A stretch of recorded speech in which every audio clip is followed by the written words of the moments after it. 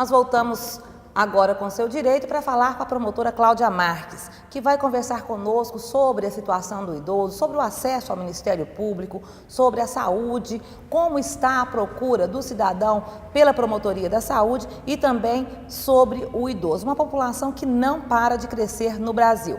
Doutora Cláudia, é um prazer tê-la conosco, seja muito bem-vinda. Prazer é meu. Doutora Cláudia, 10 anos em Uberaba, muitos desafios? Sim, com certeza. Como em todo o país, né, o Ministério Público tem enfrentado muitos desafios. É verdade, nós já estivemos aqui com alguns promotores, inclusive com o procurador, e o Ministério Público, eu digo sempre, é uma instituição que está cada vez mais com a credibilidade maior junto à população. A sua área é uma área pesada, né, digamos assim. A procura tem sido grande? Tem, é sempre muito grande a procura, principalmente na área da defesa da saúde, não é? Os cidadãos estão sempre necessitando de medicamentos, de procedimentos de saúde que muitas vezes não são oferecidos pelo SUS. Então, a única forma de consegui-los é realmente buscando na Justiça, ou através do Ministério Público, ou da Defensoria Pública, ou através de advogado. E a senhora conseguiria me dizer quantos processos desse, em média, com relação à busca de medicamentos, a gente tem em Uberaba especificamente por mês ou por ano? Bem, a informação que eu tive, porque eu tenho mais a informação do Ministério Público, né? Então, para dar uma informação do ponto de vista geral, a informação que eu tive do município de Uberaba é que, em relação a medicamentos, eles têm mais de 400 mandados judiciais para cumprir. A saúde é um direito constitucional a todo brasileiro. Uma polêmica que existe sempre que alguém com um poder aquisitivo, não digamos um rico, mas alguém de uma classe média para cima busca o judiciário ou busca o Ministério Público no afã de garantir direito a medicamentos ou a algum tratamento de saúde, muitas pessoas dizem, mas esse não precisa. Como é que é isso? É para todo mundo? A Constituição assegura a todos, né? Então existem os princípios da universalidade, da integralidade e da igualdade.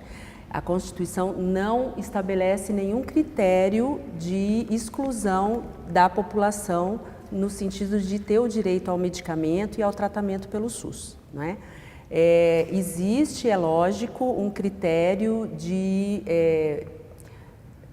para diminuir, né, a demanda que nós recebemos, tanto o Ministério Público como a Defensoria Pública. Nós estabelecemos critérios de hipossuficiência, então, com certeza, a pessoa financeiramente menos favorecida, ela tem prioridade, e eu estabeleço o critério de fluxo do SUS. Então, o paciente que ele está no fluxo do SUS, que ele fez o seu atendimento pelo SUS, ele tem prioridade. Certo. A Constituição é de 1988, novíssima, né? Digamos assim, para o campo jurídico é um tempo relativamente curto. Mas nos últimos tempos, nos últimos 10 anos talvez, ouve-se falar mais na busca de medicamentos por via judiciária, né? A Constituição está aí desde 88, as pessoas descobriram esse caminho, foi a mídia, foi o Ministério Público mais atuante, o que fez elevar essa demanda? É um crescendo, né? A partir do momento que Ou a população está mais pobre e mais doente? Eu acho que é uma conjunção de todos esses fatores, né? A partir do momento que a Constituição atribuiu ao Ministério Público todas essas funções que ele não tinha, né? Na verdade, o Ministério Público, antes de 1988, ele tinha uma função praticamente exclusiva na área criminal, né? E a Constituição ampliou essas atribuições do Ministério Público, e a partir do momento que nós começamos a atuar e que esse trabalho passou a ser conhecido, né? Mais e mais a população vem nos procurando. É fato que quanto mais eficiente é o trabalho do promotor de justiça, mais ele é procurado, né? Então, realmente é um crescendo mesmo nessa busca pelo Ministério Público. Eu me lembro bem que no governo passado, diante do que os políticos e a sociedade de forma geral chama de judicialização da saúde, o ex-prefeito, então prefeito Anderson Adalto, o governo dele, sentou-se a uma mesma mesa com o Ministério Público e outros organismos no sentido de se firmar um ajustamento, não sei se foi um TAC, mas um ajustamento, um acordo. Isso ainda está valendo? Como é que funciona? Foi bom? Na sua opinião, não é bom? Então, o termo de ajustamento de conduta Então foi um TAC mesmo? É um TAC, né? O termo de ajustamento de conduta é um dispositivo muito utilizado para evitar a judicialização. Realmente, assim, ele é eficiente quando a parte que está sendo questionada pelo Ministério Público concorda em firmar esse TAC. Por exemplo, existe o TAC da dengue, né, que foi firmado em 2006, né, logo quando estava ocorrendo aquela primeira epidemia aqui em Uberaba, e esse TAC vem sendo fiscalizado e vem sendo monitorado desde então, né? Em relação a medicamento, a proposta que o município fez não foi uma proposta que nós entendemos que seria favorável para a população, porque pretendia o município extinguir alguns processos judiciais sem garantir que toda a população fosse receber a medicação que necessitava. Então, realmente não foi feito esse TAC em relação ao medicamento. O que está acontecendo hoje os medicamentos que não são fornecidos pelo município e que o paciente comprova que realmente são necessários para a sua vida, para a sua qualidade de vida, eles estão sendo judicializados. O número do universo total de procedimentos, de processos, nessa questão voltada ao medicamento, em que há recurso por parte do órgão que seria o órgão fornecedor, no caso a saúde pública, são muitos ou não? Eles têm absorvido bem, têm atendido bem? Não.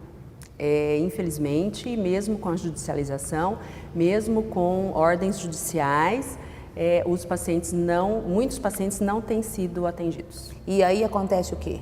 Existem várias consequências, né? Pode se configurar crime de desobediência, né, do gestor da saúde, pode configurar ato de improbidade administrativa, o município pode sofrer, tanto o município como o gestor pode sofrer a aplicação de multa, né, tanto multa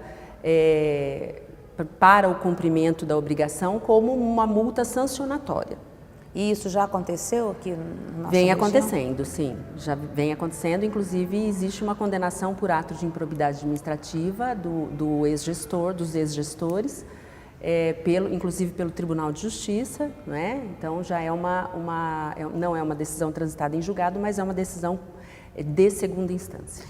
Normalmente os gestores alegam que é uma coisa muito mutante, que eles, com a receita cada vez mais em queda, não havendo um valor, vamos dizer assim, uma verba fixada para a distribuição de medicamentos especiais, vamos chamar assim, né, que não são da farmácia básica, que isso comprometeria a gestão. É muito variável mesmo esse valor? Hoje seria o que em termos mensais? Na verdade, o município ele tem a obrigação de, pela distribuição administrativa feita pela União, pelo Estado e pelos municípios, o município tem a obrigação de fornecimento dos medicamentos de atenção básica, que são os medicamentos mais baratos, aqueles medicamentos de uso geralmente tem em contínuo. estoque, né? Mas o problema é que a lista de medicamentos que o município fornece, que é uma lista inclusive elaborada pelo Ministério da Saúde, em conjunto com os estados e com os municípios, essa lista ela não abrange todos os medicamentos eventualmente necessários ao cidadão. Então, existem alguns medicamentos que substituem esses da lista com maior eficácia, né? Então, muitas vezes, se o paciente tem uma rejeição ao medicamento que consta da lista do SUS, ou se aquele medicamento não é eficaz para aquele determinado paciente, ele precisa buscar o outro medicamento que não consta dessa lista. Então, realmente é um medicamento que está fora do estoque do município e ele tem que fazer a licitação para comprar. E a senhora sabe mais ou menos qual o valor médio? Não, é muito difícil. É muito variável. É muito variável, até porque não é só o Ministério Público que ingressa com as ações. Sim, mas das ações que você tem trabalhado? A média do preço de cada medicamento assim, de atenção básica varia de R$10 até R$100, normalmente, né? Então não é aquele valor exorbitante. O Ministério Público, eu, aqui na comarca de Uberaba, eu procuro, quando o medicamento é um medicamento de alto custo ou um medicamento excepcional, que seria de atribuição do Estado, eu aciono o Estado. Eu entro com ação contra o Estado para não onerar o município, porque eu acho realmente que o município ele tem aquela atribuição dele e ele cumprindo aquela atribuição dele já está de bom tamanho. Mas isso é uma conduta minha. Nada impede, porque a jurisprudência, os tribunais superiores entendem que o município, o Estado e a União, eles são solidários nessa obrigação. Então, qualquer um desses três que o paciente acionar, ele tem a obrigação de fornecer o medicamento, independente dessa divisão administrativa que é feita pelos entes. Sim, entendi. Como eu disse agora há pouco, a doutora Cláudia Marques responde pela Promotoria da Saúde, do idoso e da pessoa com deficiência. Nós vamos daqui a pouco para o segundo bloco, falando mais um pouquinho de saúde para depois entrar nesses outros dois temas. A gente volta já já.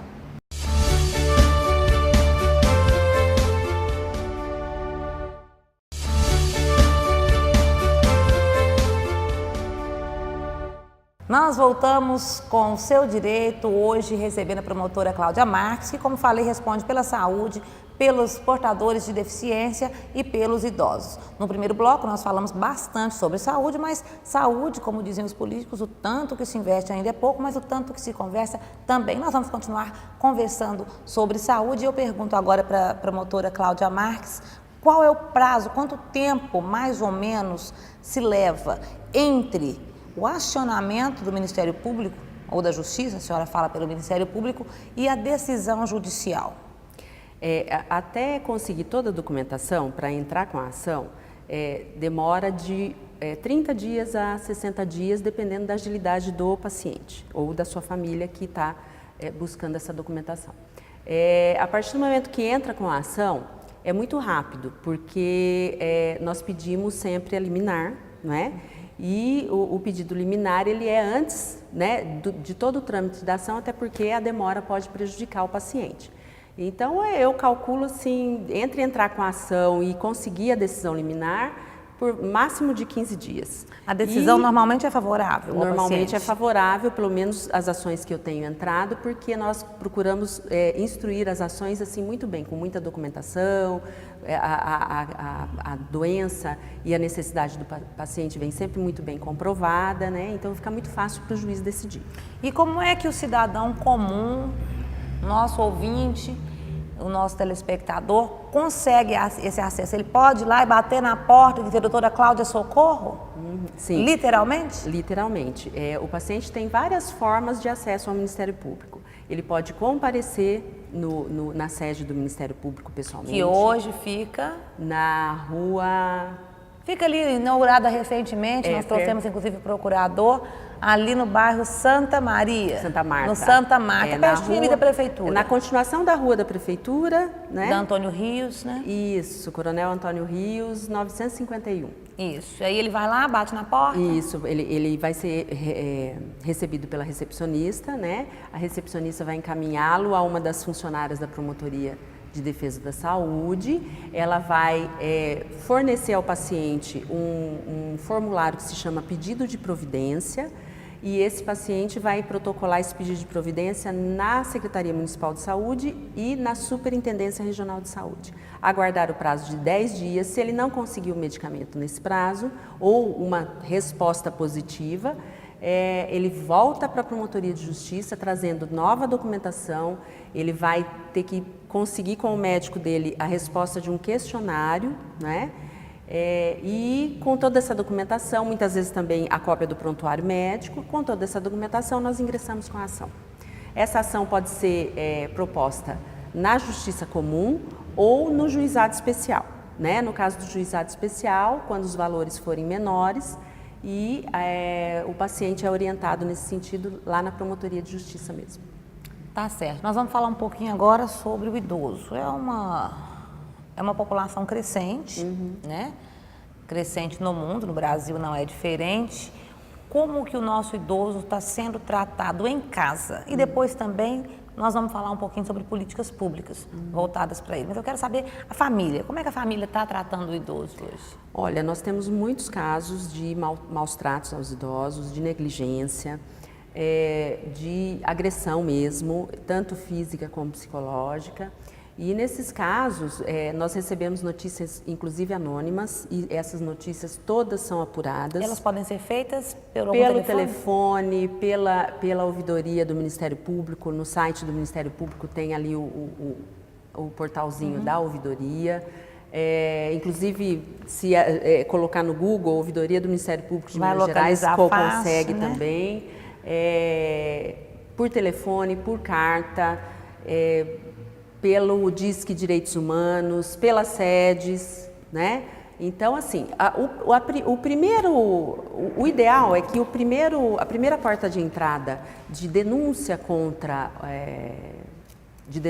contra pessoas que provocam violência, né? Ou violência ou negligência em relação aos idosos, o ideal seria que fosse pelas sedes, porque as sedes, ela é a porta de entrada de todas essas reclamações, de todas essas denúncias.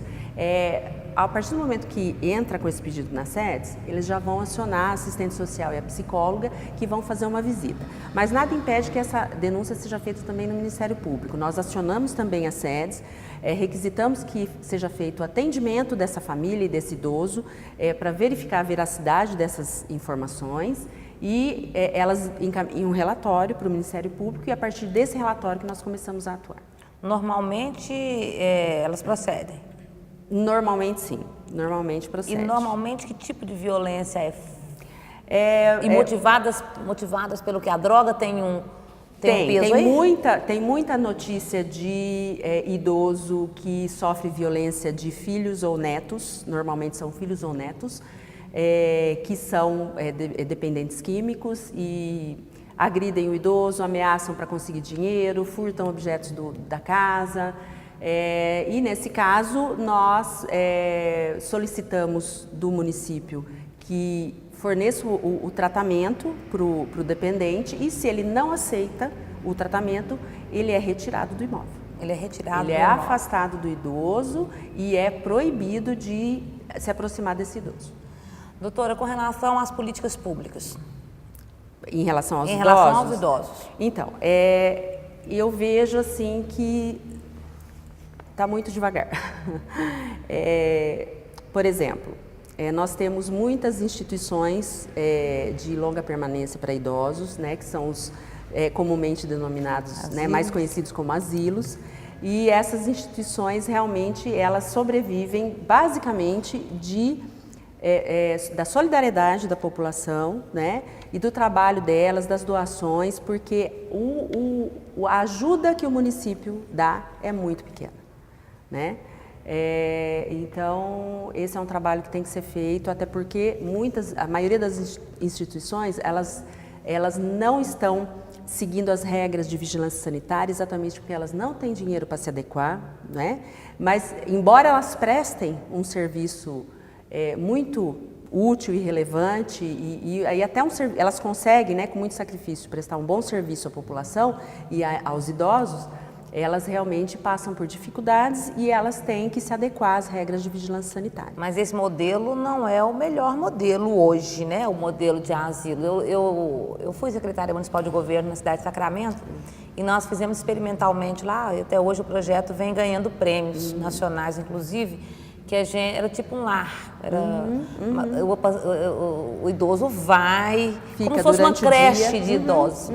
Porque a ideia é liberar a família para trabalhar, para ter condições de qualidade de vida, o idoso ser bem cuidado, ter dignidade. Então, tem idosos que vão durante o dia, que não são, vamos chamar, assistidos, eles vão para jogar truco, bater, fazer crochê com as trabalhos outras, manuais. são os visitantes.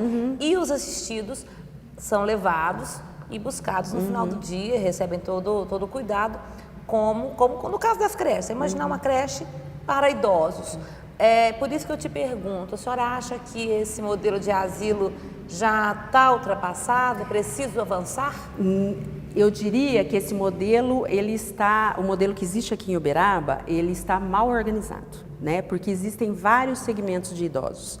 Então, existe esse idoso realmente que ele está apto a praticar todas as atividades da vida diária, ele só precisa de um apoio, né, ou de distração, da convivência comunitária. Então, essas casas seriam ideais, né? Então, o que a gente chama, às vezes, de casa-dia, passaria o dia na casa, até porque, muitas vezes, todos os familiares trabalham fora, não tem disponibilidade de estar cozinhando, de estar cuidando do idoso. Então, ele teria algumas limitações, mas ele seria apto a praticar as atividades da vida diária.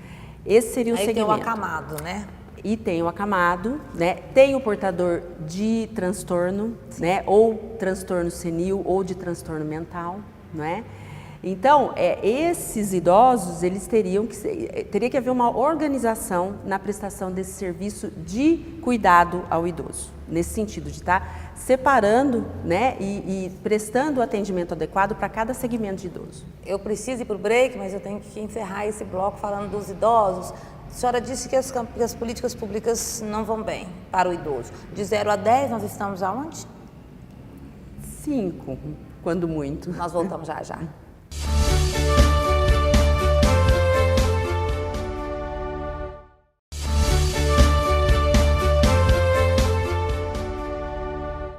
Assunto com a doutora Cláudia Marques, a gente tem para passar, assim, pelo menos uns 5 programas, mas a gente só tem meia hora. E nós entramos agora no bloco final, quando nós vamos conversar, doutora Cláudia, agora sobre os portadores de deficiência, que também está aí sob o guarda-chuva da sua promotoria.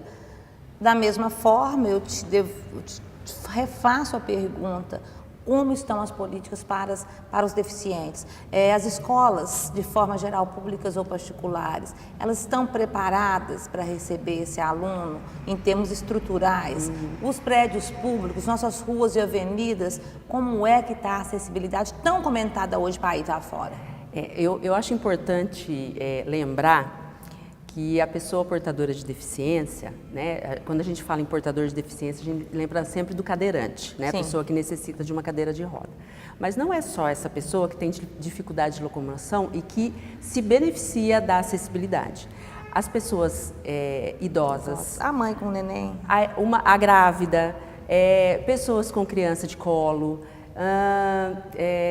pessoas que estão temporariamente impossibilitadas de caminhar, né? Então, qualquer um de nós pode um dia precisar da acessibilidade. E como você falou que a quantidade de idosos está aumentando, a expectativa de vida está aumentando, quer dizer que, né, com muita sorte, se chegarmos à uma idade avançada, necessitaremos todos nós também dessa acessibilidade. Então, muitas vezes, né, essa necessidade da acessibilidade ela é esquecida. E Uberaba está preparada? Não.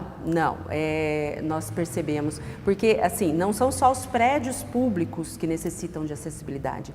Os prédios privados de uso público, né? Então, por exemplo, qualquer ponto de comércio ele precisa ser acessível, não é? Então, realmente está muito atrasada a questão da acessibilidade. Mas ela é uma previsão hoje legal. Com certeza, é uma obrigação legal. Mas, mais uma vez, como em todas as áreas, mesmo de outras áreas que a gente tem conversado aqui, a certeza de que não vai punir pode estar acontecendo. Isso falta o quê? Fiscalização? Principalmente fiscalização do poder público. Denúncia. Né? Por exemplo, um imóvel, né, utilizado para comércio, para indústria, um imóvel privado de uso público, que não seja acessível, ele não pode nem receber o alvará de vigilância sanitária para funcionar. Ele não pode receber o alvará de localização para funcionar. Né? E qualquer comércio, qualquer empreendimento que não tem esse alvará, ele não pode estar com a porta aberta para atender o público. Né? Então, realmente, falta fiscalização do poder público, do município. Doutora, quando se fala em deficiência, e eu fiz questão de na coxinha te perguntar, não são apenas os deficientes físicos a que a sua promotoria se presta a atender, os deficientes, os portadores de deficiência geral. Há uma polêmica grande com relação à parte escolar.